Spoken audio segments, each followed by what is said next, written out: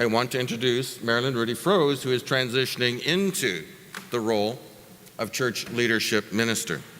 Marilyn is not a stranger to many of you, has pastored within MCEC, been a chaplain at Fairview Home, pastored at Sterling Avenue Mennonite Church. In fact, Marilyn and I were on the same team, and now we're back on the same team. So things do come around. Marilyn, we're excited about the complement of gifts that you bring to this particular role. Marilyn has literally decades of volunteer experience in oversight of credentialed leaders, has specialized training in leadership resourcing and support, and that mix of gifts and your strengths and personality, Marilyn, your faith, the search committee was just unanimous that Marilyn is the person for our staff and for our pastors and our churches at this time. So it's exciting, Marilyn, to have you join us. I invite you to share a few words. Well, thank you, David, and the search committee for calling me to this position. I am filled with gratitude and some perplexity at the twists and turns in my journey to this point again. I was sitting here last night thinking, oh, it's 7 years since I sat amongst you. In 2011, our family moved to Goshen, Indiana. And so it is good to be home and to see that there are new faces and familiar faces here. And so I stand here with gratitude also to my family, my friends and colleagues who affirmed me and called me, confirmed and called and encouraged me to pursue this ministry and affirmed my gifts.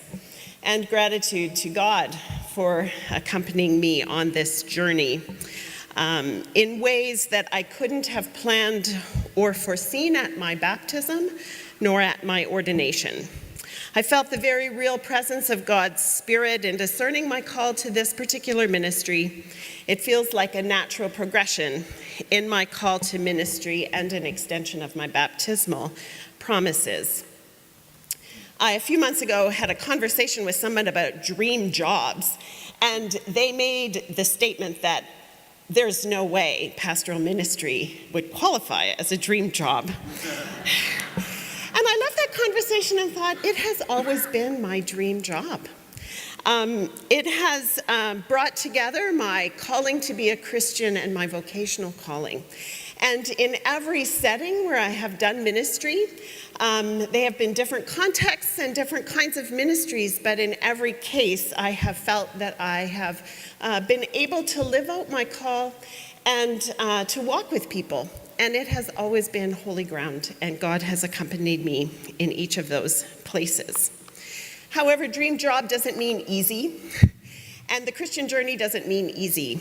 Particularly, I would say the last few years for me have been challenging and confusing and disorienting as we have discerned what God's call is for my life and for our family life. I've clung to the promises of Isaiah 42:16, which says, I will lead the blind by a road they do not know, by paths they have not known, I will guide them. I will turn the darkness before them into light, the rough places into level ground. These are the things I will do, and I will not forsake them. I have clung to that promise. Following God's call is a journey of trust, taking one step at a time without knowing what the next step is, trusting it will be revealed when it needs to be. In the midst of a call that places now Alan, my husband, and I in different countries, I trust that each of us are following the call that God has given to us, and I trust that God will continue to be faithful in accompanying us on this journey and revealing each step as it needs to be revealed. In becoming MCEC's church leadership minister, I want to make the same commitments to you that pastors make to their congregations. I want to seek to be faithful in tending my own spiritual journey, to live openly, honestly, and justly with all of you, and to seek the good of MCEC in all that I do. I need each of you to keep me connected to the realities of church and ministry in your own contexts.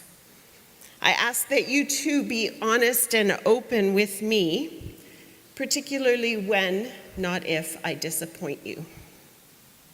With God's help, I accept this sacred trust that is being extended to me today for this ministry.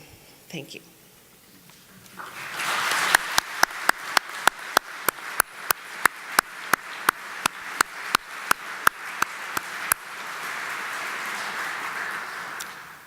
Marilyn, welcome.